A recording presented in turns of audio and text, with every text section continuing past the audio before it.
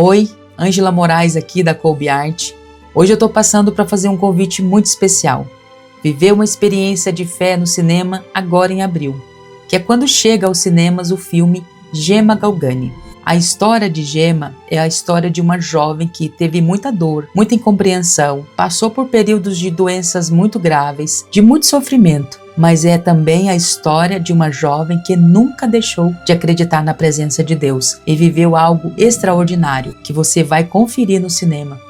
Gemma Galgani é um convite para a nossa juventude, porque a juventude precisa de testemunhos vivaz, testemunhos de fé, testemunhos que a santidade é logo ali, não é longe. Então, fica esse convite para você, para sua comunidade. Venha viver conosco essa experiência de fé em abril no cinema Gemma Galgani. Um abraço e até lá!